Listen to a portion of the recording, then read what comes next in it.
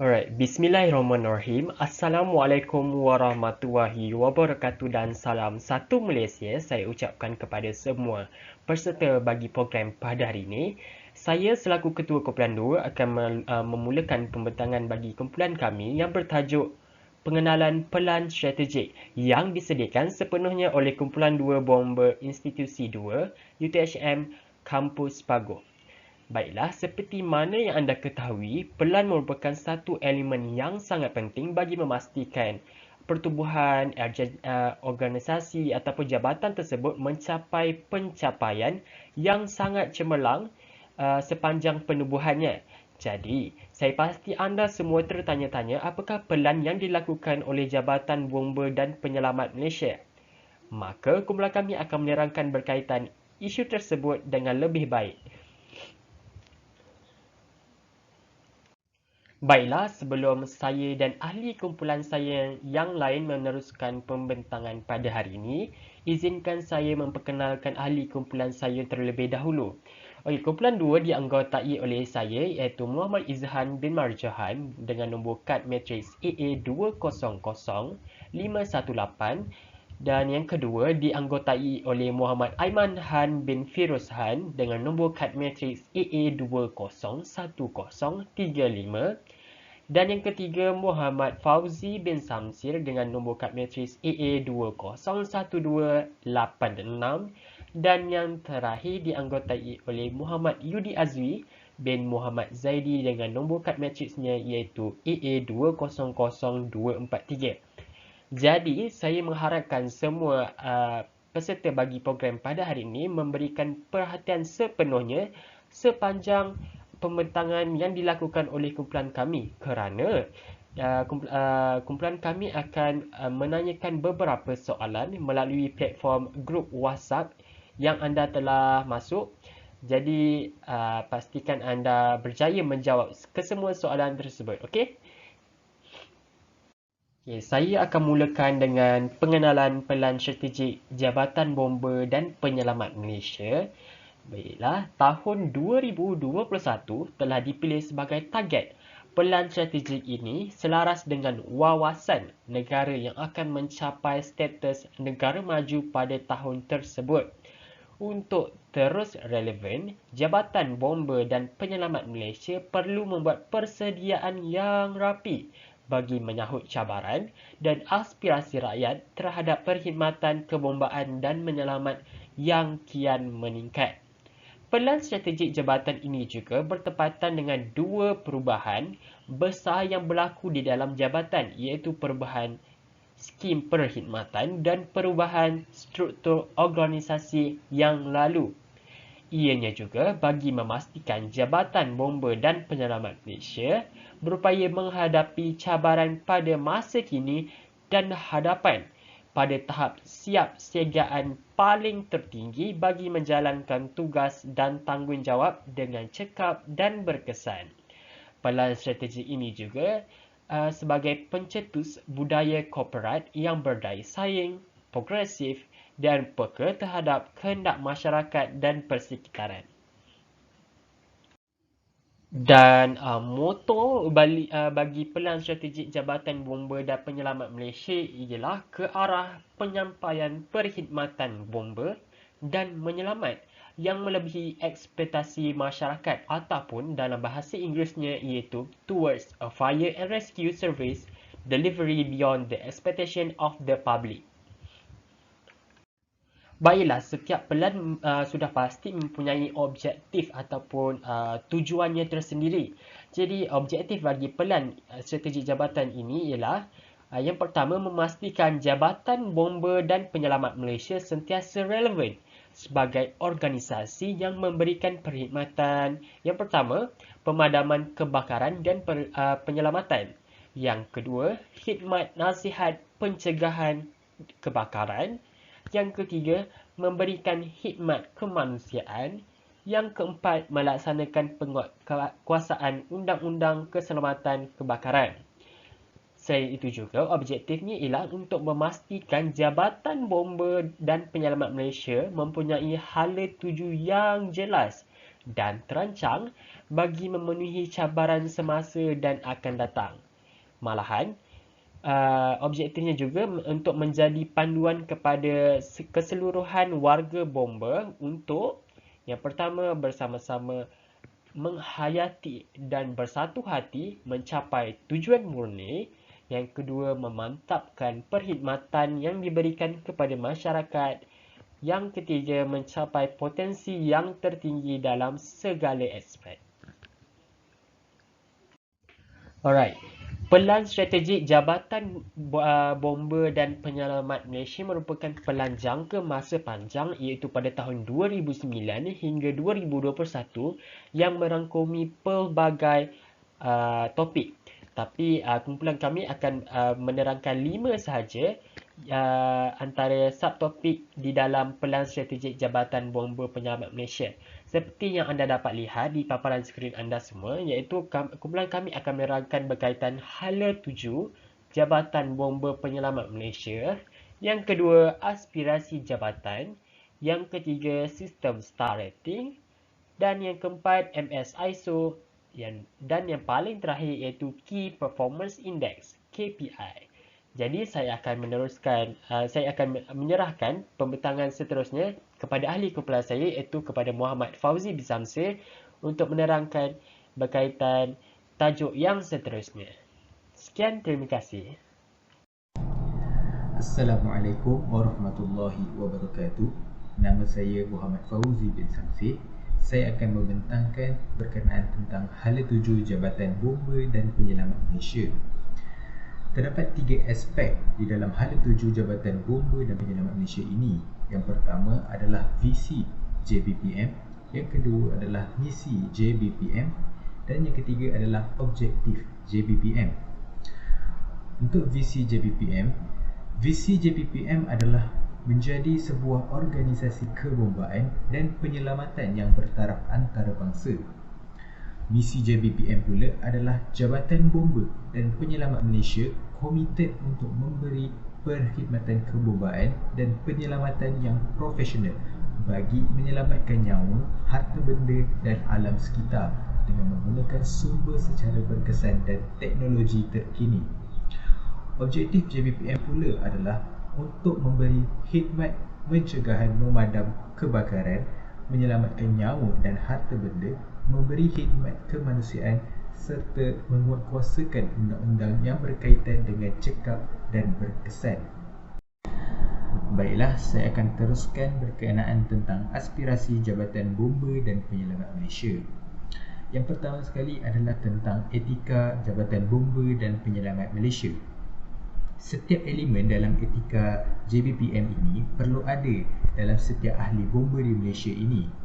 Yang pertama sekali, ahli bomba berkhidmat untuk negara kerana Tuhan mereka. Yang kedua, ahli bomba akan sentiasa berkhidmat untuk membawa faedah dan juga kebaikan kepada masyarakat di negara ini. Yang ketiga, mereka perlu taat dan setia, cekal dan sabar dalam menghadapi segala cabaran yang mereka hadapi.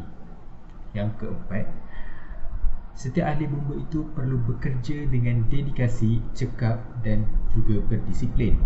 Yang kelima, ahli bomba perlu siap sedia setiap masa tanpa mengira waktu sama ada pagi ataupun petang dan juga malam.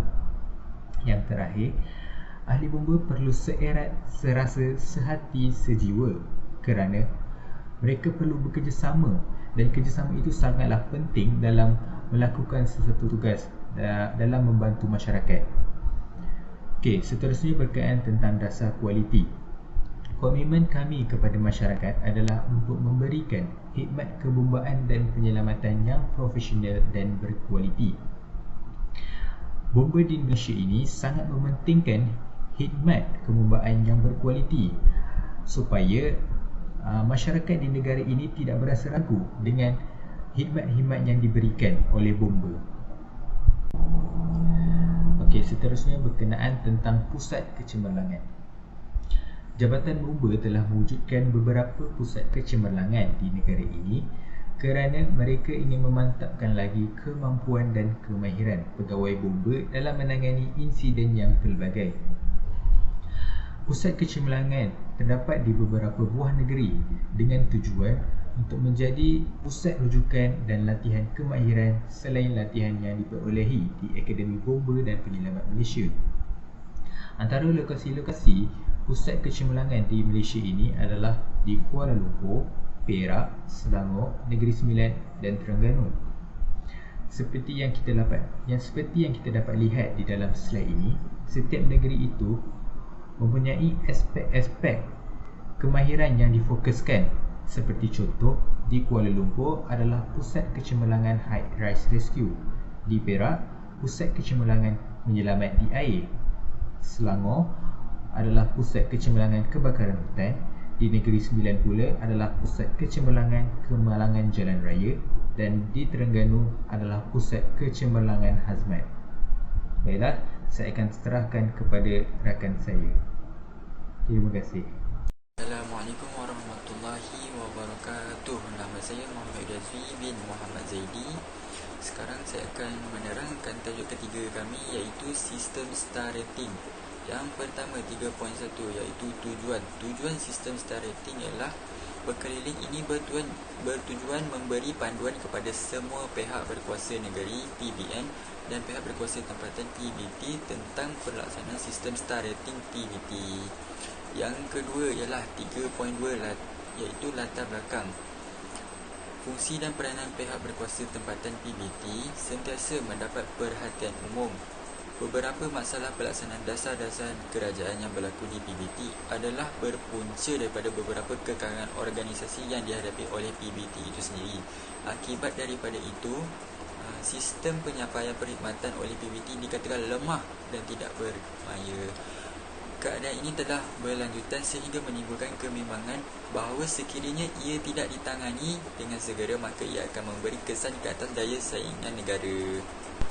Bagi memperkemaskan lagi peranan dan fungsi PBT tersebut, Mesyuarat Majlis Negara bagi Kerajaan Tempatan MNKT ke-57 pada 2 Oktober 2007 telah bersetuju supaya SSR PBT dilaksanakan dengan tujuan seperti berikut. Yang pertama, menilai tahap pencapaian dalam penyampaian perkhidmatan PBT. Yang kedua, meletakkan PBT pada tahap yang sesuai mengikut ranking untuk menambahkan daya saing.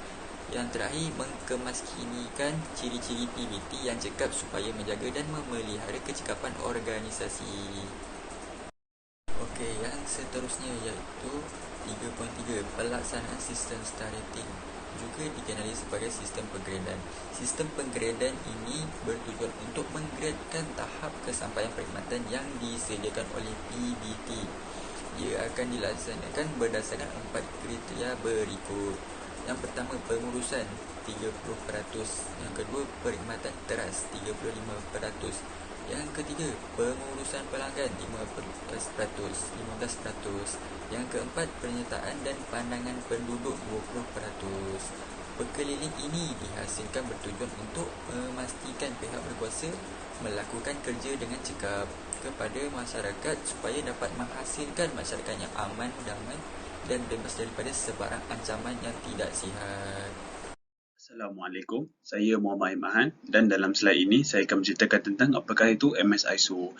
Jadi berdasarkan slide ini, ia mengatakan MS ISO merupakan fokus kepada penentuan, keperluan dan pencapaian kepuasan pelanggan dan pematuhan juga diberikan kepada peraturan dan undang-undang yang diguna pakai.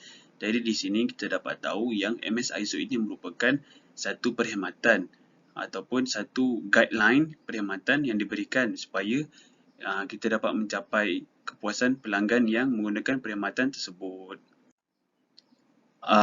MS ISO ini juga sering kali digunakan oleh badan berorganisasi, contohnya pihak bomba, pihak polis dan juga pihak daripada hospital sebagai alat kawalan untuk operasi mereka.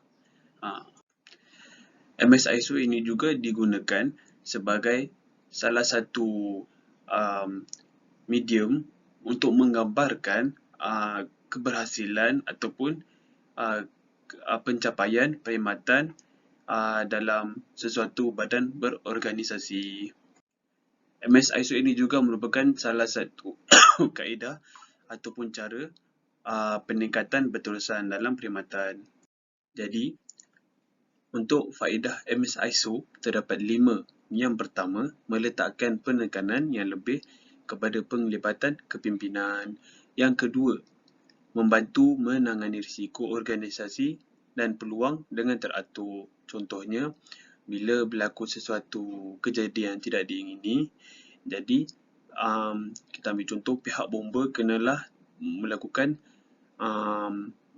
kerjanya dengan teratur. Contohnya daripada titik A ke titik B ke titik C mestilah teratur. Kerana kalau tidak dilakukan dengan teratur, akan berlakunya kecuaian ataupun careless mistake yang mungkin dapat menyebabkan kemalangan yang tidak diingini.